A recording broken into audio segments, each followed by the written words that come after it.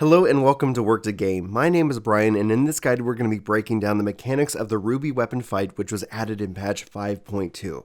This is a blast of a trial fight, and I'll be sure to include some more of my thoughts later in the video itself.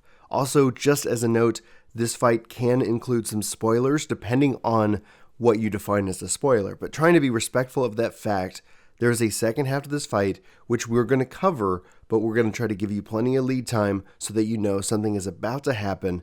That way you can either decide to experience it for yourself or, watch the guide and figure it out in that case. But I'll let you be the deciding factor whether you need that or not. Now, this guide is also going to feature footage from both the healer and the tank's perspective, so hopefully that helps. Let me know if it does in the comments below. If you have any questions as well, just let us know in the comments below or check out our Discord if you're having struggles with this game, with any concept of this game. We like to help out and break down the mechanics. So like I said, the fight has two phases. The nice thing is that you wipe in the second phase, you'll actually start in the second phase, so you don't have to worry too much about that. The first mechanic is Stamp. This is going to be your tank buster. It is a big, massive hit. Be sure to mitigate and also shield or heal up as necessary. This is going to be followed by Optimized Ultima. This is raid-wide AoE damage and more or less just a healer check, kind of following it up, make sure everybody's topped off. We'll obviously see some of these mechanics stacked up against each other as the fight goes on. Now, one of the main kind of mechanics that Ruby Weapon has is Flexiclaw. They can follow this up with Ravenclaw, which is going to be big explosions coming out of these veins, these tentacles that they put on the floor here.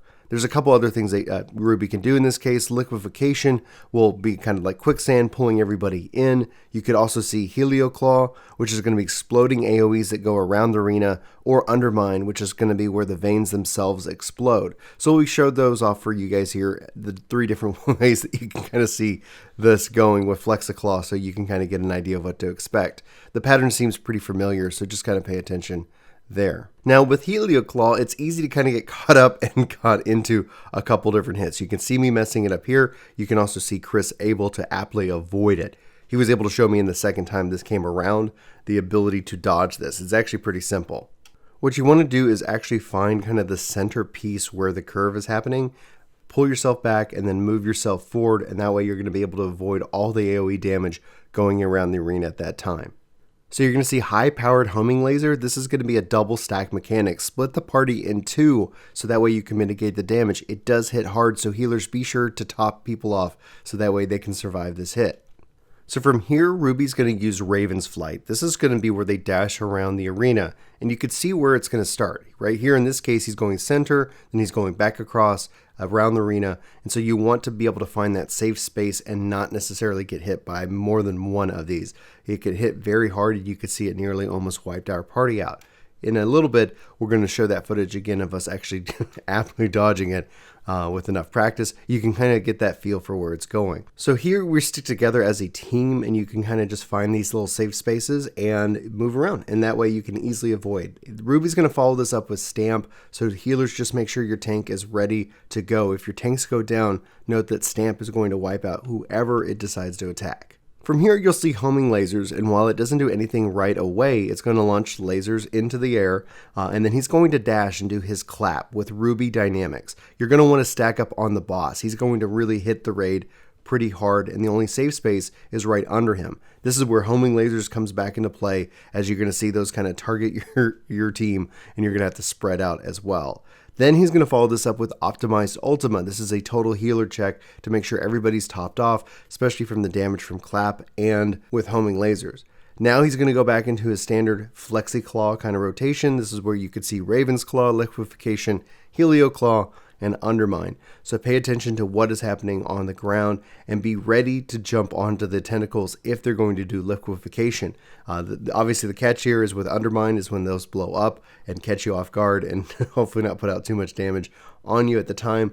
But it is actually, I think, really exciting to see. It is kind of patternish. We didn't see liquefaction too much, but depending on your DPS, that's going to be one thing. You'll also see Ruby Ray. This is something you just seen on the screen right now. This is where that big line AoE damage buster is coming out. This cannot, you can survive it, but watch if you've got vulnerability stacks, because that's going to make it all the more troublesome in that regards. So kind of pay attention to Ruby Ray. It looks beautiful. by the way. And then this is going to be then followed up with Optimized Ultima and more. It's at this point in Phase 1 that you've seen all the mechanics. And so here is where I'm going to start putting out my spoiler warning. When you beat Ruby Weapon the first time, there is a transition, and I want to respect you and make sure you don't have this ruined for you, especially if you're a longtime player. So note, the second fight's mechanics are going to be thus. Ruby's going to be in the center. You're going to be fighting the weapon, and it's going to bring down some adds, and you burn those adds as quickly as possible. Heal up through any kind of tank busters, and obviously you're going to have kind of this timer. Things are going to be happening in the background of the fight, so pay attention to that. Just do the mechanics as best you can and burn down the boss as fast as possible. It's a DPS check. If you do not clear it, you're going to have to start over in Phase 2. So if you're still with me, this is where it happens. Avoid looking at the screen. If you're still here, let's have some fun. Oh my gosh, this was epic. I could not believe it. It really blew my mind, and the story connected behind it as a father breaks my heart. So hopefully you enjoy the story itself that's tied into this. But you can see here that something is coming out of the backside of Ruby Weapon. The pilot of Ruby Weapon gets what's called oversold mode and turns into none other than Nail Van Darnus, the bringer of doom, the ender of 1.0. And obviously a real kind of nice touch to bring this back, especially with the fact that her main mechanic is bringing down Dalmode onto you as a party. You can survive this as long as you do the mechanics up to the third time. The last time that she brings down Dalmode, you're going to that's the DPS check there. She's not going to be moving at all. She's just going to be here in the center of the arena, and she's going to use her skill Meteor Project. This is going to put kind of that ether bar up on the side at 100%, in which that download is going to be falling during this time. You'll see kind of a countdown as it gets close, 15, 10, 5, till it's finished. From here, when she uses negative personality, this is going to bring out 2 Raven's images, and these guys with Ruby Claw hit hard. Ruby Claw is a multiple hit, so you don't really get the idea that it's a tank buster until you actually see the fact that it's going to hit you multiple times. Ruby's then going to use her media stream. This is going to be where she calls down more Raven's images to hit random people in the party, so just kind of pay attention to who's targeted, spread out, and don't stack up on that damage. So Ruby Claw was the coolest thing because you just see it hitting, so you got to mitigate that. Healers need to heal up your team. You got to burn these adds down. If you do not burn these adds down, this is a wipe, and you're going to have to restart at Phase 2. With the adds down, you're going to easily survive this, and she's going to go and use Meteor Project again. Thus, you're on another time check. Here's where you're going to start to see like Magitech Meteor, Magitech Comet.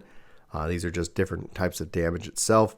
So just kind of pay attention, heal through it, and continue to DPS. With Magitech Comet, this is going to put 4 meteors down on the ground, and then you need to run to them after they've landed so that you can shield yourself from the biggest meteor damage possible. This will wipe you out, so just be very careful. From here, you're going to see Mark II Magitech Comet. This is going to put the circles on the ground. If you've done the Return to Evilise raid, you'll have to kind of follow the different markers, and then the person that is in the circle is going to take kind of the hit and be unable to do anything else.